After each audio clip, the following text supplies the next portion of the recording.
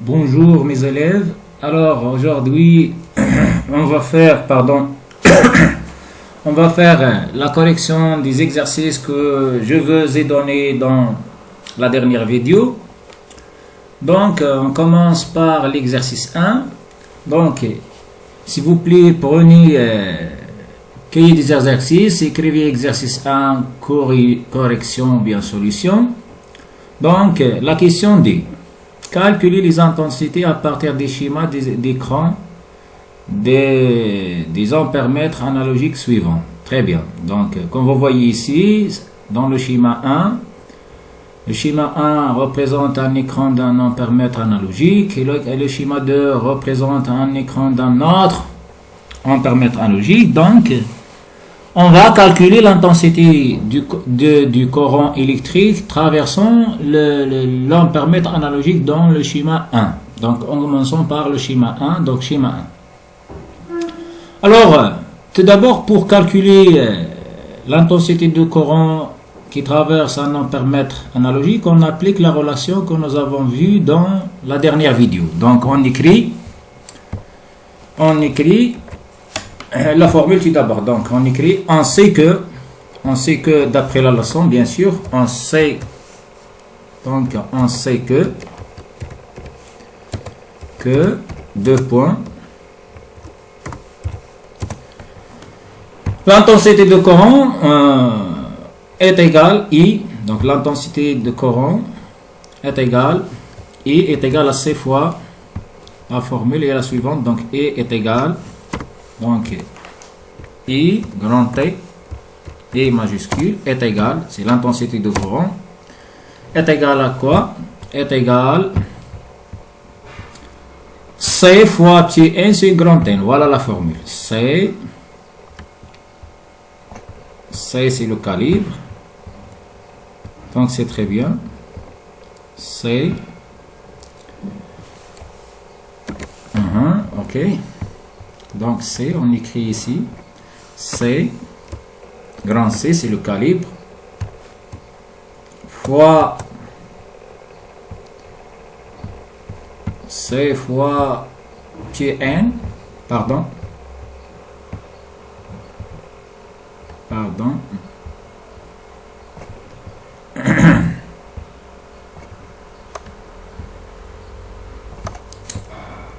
C fois, on est si long, donc très bien, fois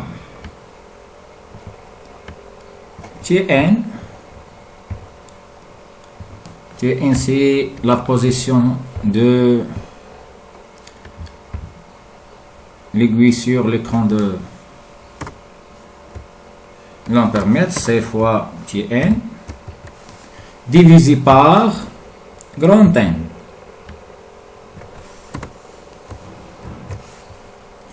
Grand N.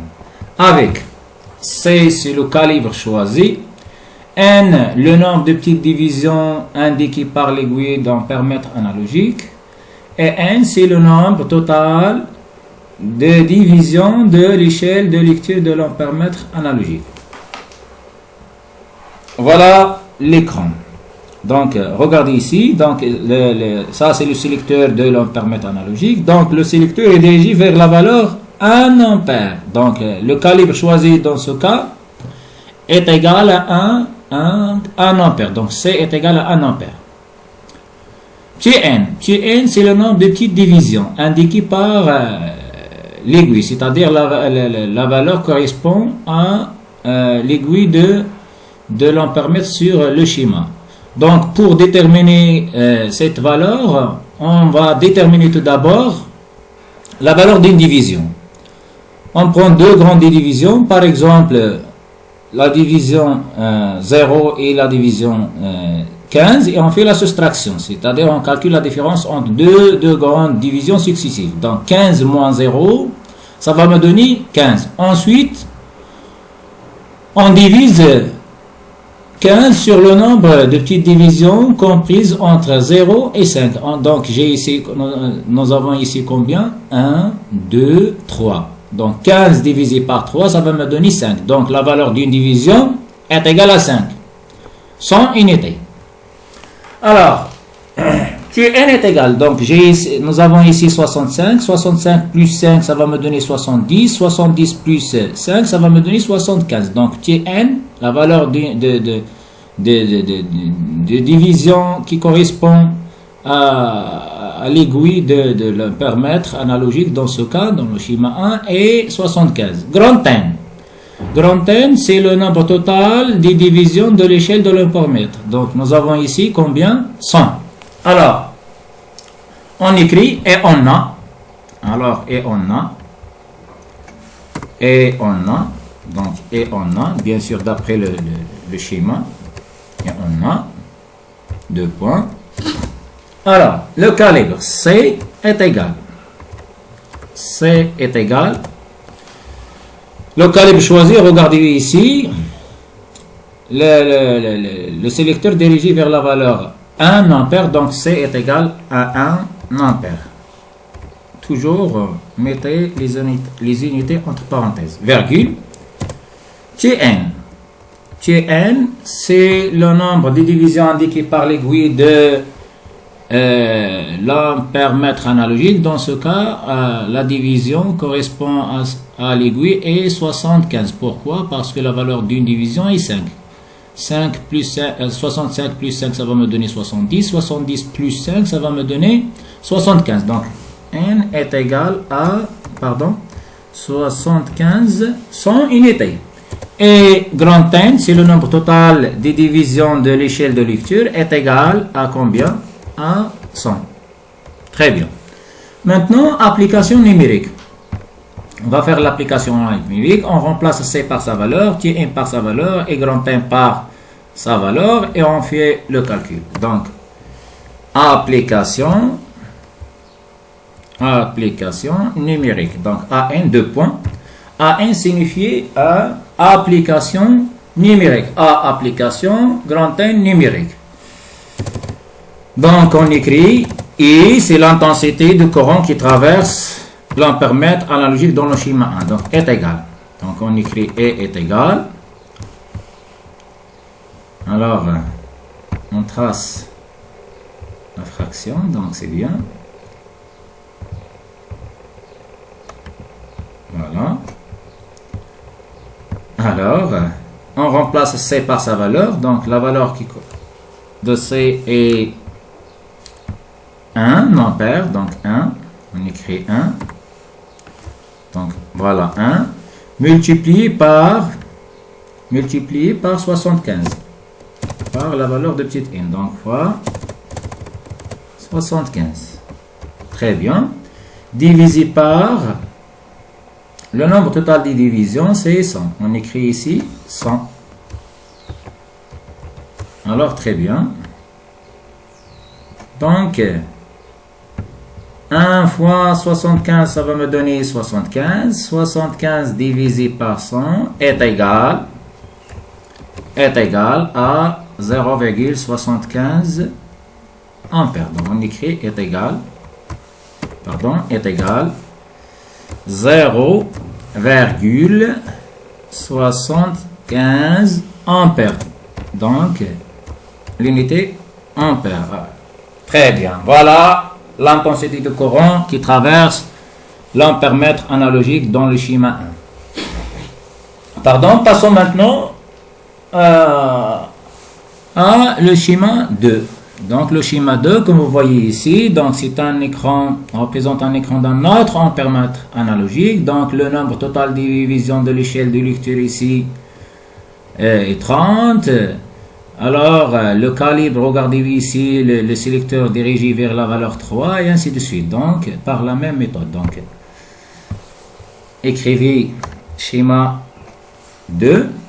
Donc, par la même méthode, on va schéma 2.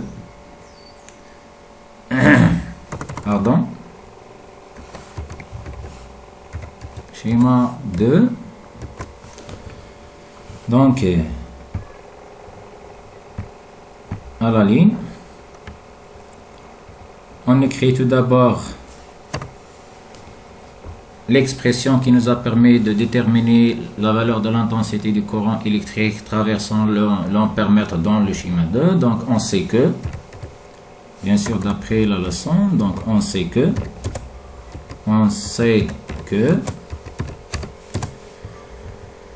deux points E est égal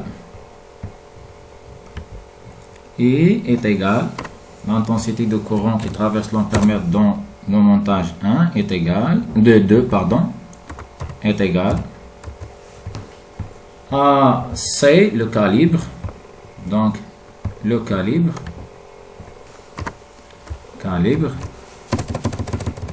multiplié par le nombre de petites divisions divisé par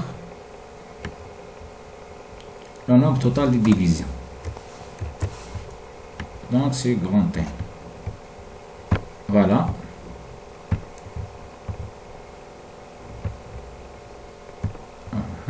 Très bien. Voilà la formule qui nous a permis de calculer l'intensité de courant traversant l'ampèremètre dans le schéma de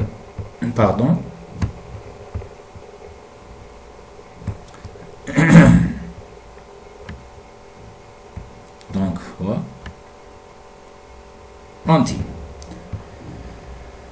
Alors, d'après le schéma, on remarque que le sélecteur dirigé vers la valeur 3 ampères. Donc C, alors le calibre choisi dans ce cas est 3 ampères. Donc C est égal à 3 ampères. Très bien.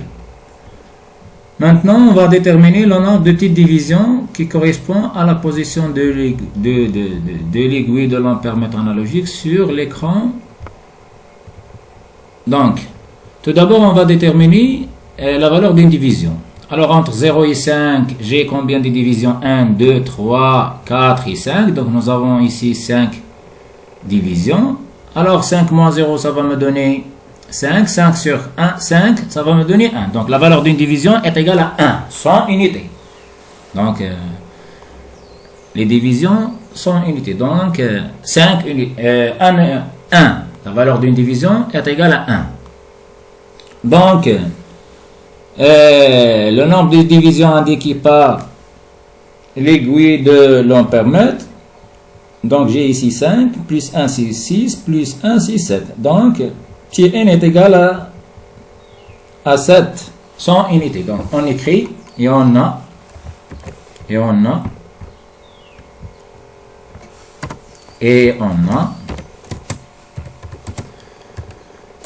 2 points. Alors, C est égal à combien? 3 ampères. Pourquoi? Parce que le sélecteur dirigé vers la valeur 3. Très bien. 3, entre parenthèses, ampères. Très bien. Virgule. Tn est égal à combien? Est égal à 7. Pourquoi? J'ai ici la valeur d'une division est 5. 1, pardon. Donc, j'ai ici 5. 5 plus 1, ça va me donner 6. 6 plus 1, c'est 7. Donc, est égal à 7. Égal à 7. Et le nombre total de divisions dans ce cas grand N, regardez bien. Et le nombre total de divisions ici, nous avons combien? 30. Donc, grand N est égal à 30. Est égal à 30. Voilà. Maintenant, application numérique. Donc, application numérique. On remplace C par sa valeur, T1 par sa valeur, et grand N par sa valeur, et on fait le calcul. Application numérique. 2 points. Alors,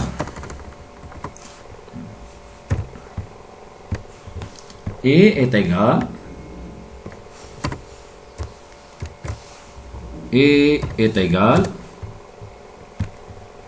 à C est égal à 3. Donc 3. Donc 3 multiplié par 7 divisé par 30. C'est le nombre total des divisions de l'échelle de lecture de l'ampèremètre dans le montage, pardon, dans le schéma 2. Très bien. C'est très bien. Alors, voilà. Donc, 3 fois 7 divisé par 30. Donc, très bien. Est égal. Donc, 3 fois 7, ça va me donner 21. Alors, est égal. Donc, 21, on divise 21 sur 30. 21 sur 30, ça va me donner 0,7. Donc, c'est très bien. Donc, ça va me donner combien? 0,7. Entre parenthèses, l'unité de l'intensité du courant, c'est l'ampère. Et voilà la solution, bien la correction de l'exercice 1, c'est facile. Donc, on applique directement la formule. Donc, j'espère que vous avez bien compris. Passons maintenant à l'exercice 1, page 121. Alors, prenez s'il vous plaît le manuel, exercice 1, page 121. Alors, voilà l'exercice 1, page 21. Alors, l'exercice, la question dit entoure la bonne réponse. Donc, on va entourer la bonne réponse. On commence par l'exercice 1. La question 1. Pardon.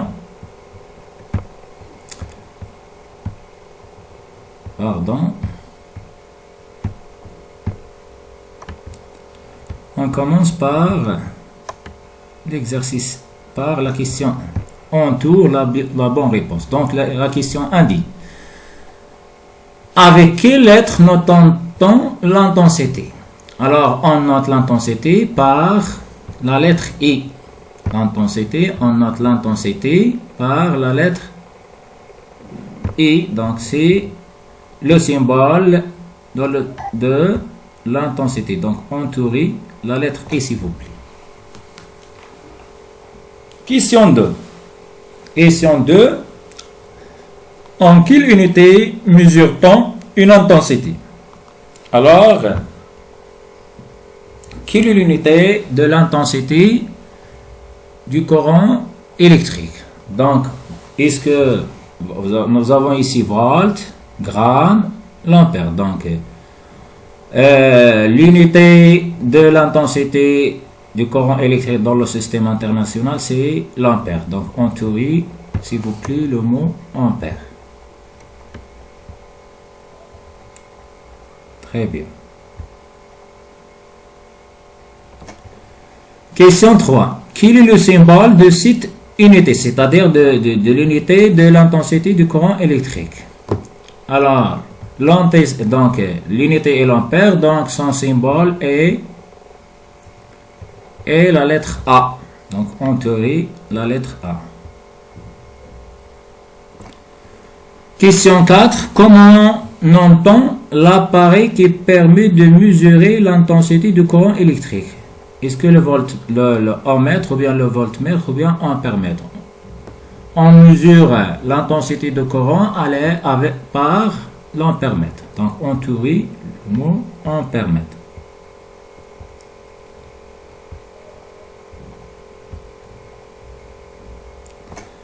Question 5. Quel est le symbole de l'ampèremètre? Ce symbole ou bien ce symbole ou bien ce symbole. Alors, le symbole normalisé de l'ampèremètre est ce symbole. Très bien. Question 6. Comment branche-t-on un ampèremètre pour mesurer l'intensité de courant dans un circuit en série?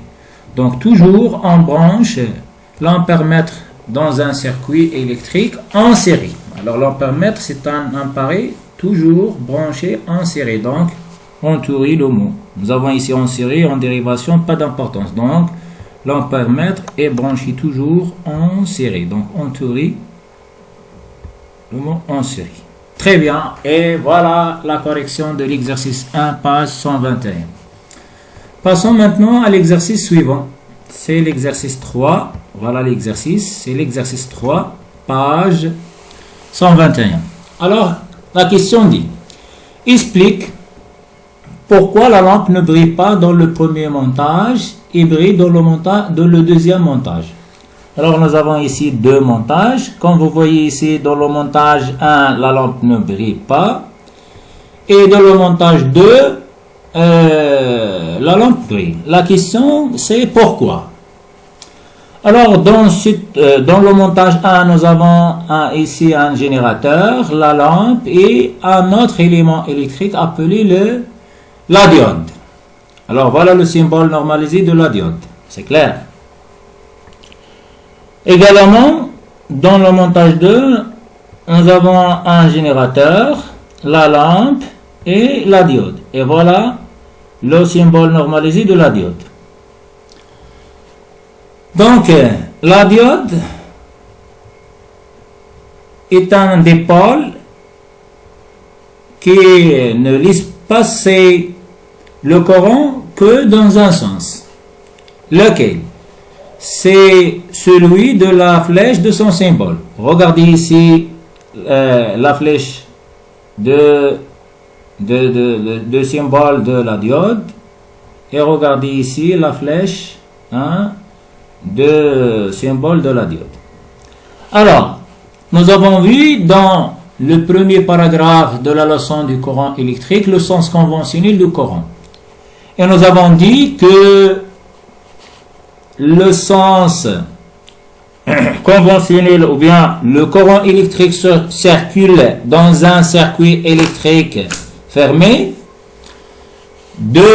à l'extérieur de générateur de la borne positive vers la borne négative. Comme vous voyez ici, voilà dans cette image, donc voilà la borne positive de la pile, voilà la borne négative. Dans le montage 2, voilà la borne positive et voilà la borne négative. Alors, on représente le sens conventionnel du courant électrique dans un circuit électrique par une flèche dirigée de la borne positive vers la borne négative. Pourquoi? Parce que le courant électrique circule à l'extérieur du générateur de la borne positive vers la borne négative. Donc voilà la borne positive, voilà la borne négative. Donc on représente le sens comme vous voyez ici. Donc voilà le sens de circulation du courant, le sens conventionnel. Très bien. Également ici. Voilà la borne positive, voilà la borne négative. Le courant circule de la borne positive vers la borne négative. Voilà.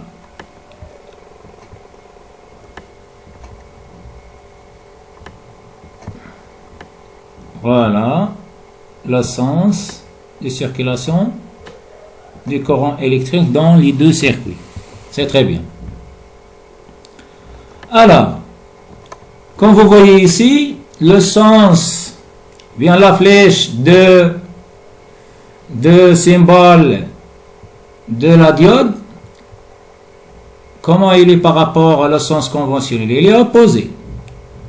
Le sens conventionnel est dirigé de la borne positive vers la borne négative et le sens de la flèche de la diode est dirigé inversement par rapport au sens conventionnel, c'est-à-dire de la borne négative vers la borne positive. Alors, puisque le courant circule de la borne positive vers la borne négative, dans ce cas, la diode on dit que la diode est branchée dans le sens bloquant. C'est-à-dire quoi? C'est-à-dire que la diode, dans ce cas, elle empêche la circulation du courant électrique dans le circuit. Car elle est branchée dans le sens bloquant. Ça veut dire dans le sens qui ne laisse pas passer le courant électrique. C'est pour cela, la lampe ne brille pas. C'est clair? Donc, la diode, dans ce cas, est branché dans le sens bloquant. Donc, il joue le rôle d'un interrupteur. Par contre, regardez ici, donc le sens conventionnel du courant électrique correspond à la flèche de symbole normalisé de la diode. Comme vous voyez ici, donc regardez bien. Les deux flèches ayant le même sens, c'est clair. Donc, on dit que la diode dans ce cas est branchée dans le sens passant. Ça veut dire dans ce cas, la diode laisse passer le courant électrique. D'où la lampe brille. Alors, on écrit, donc écrivez s'il vous plaît, donc montage. Écrivez s'il vous plaît montage 1. On va expliquer pourquoi. Donc montage 1. Pourquoi la lampe ne brille pas dans le montage 1. Montage 1. Alors, la lampe ne brille pas dans le montage 1 car la diode est branchée dans le sens bloquant. Ça veut dire la diode elle empêche la circulation du courant électrique. C'est clair? Donc on écrit ici. Donc écrivez s'il vous plaît. Dans le montage 1, la diode. La diode. Oh, pardon. La lampe ne brille pas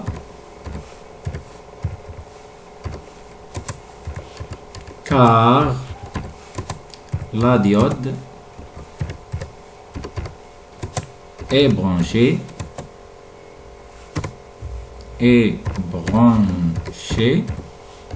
dans le sens bloquant, c'est-à-dire dans le sens qui empêche la circulation du courant électrique, dans le sens bloquant. C'est clair? Voilà pourquoi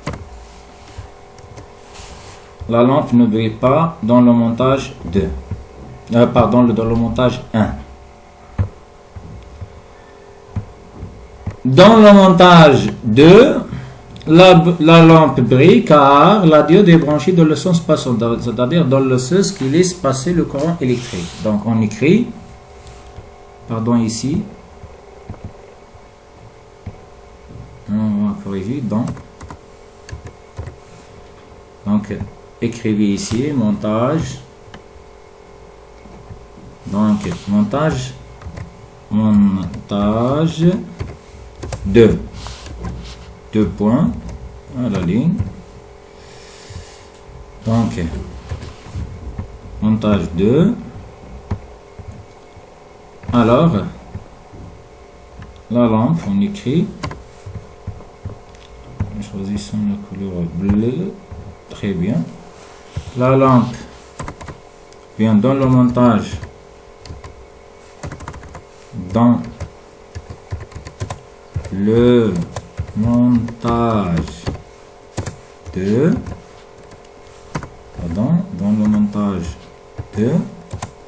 La lampe ne brille pas.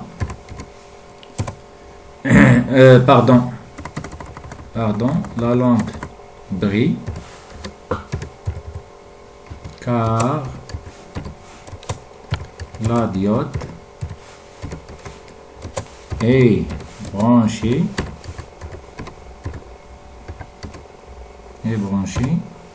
dans le sens passant, c'est-à-dire dans le sens qui laisse passer le courant électrique. Et voilà. Alors, j'espère que vous avez compris. Donc, à la prochaine vidéo, Inch'Allah, on va terminer la leçon du courant électrique. Merci de votre attention.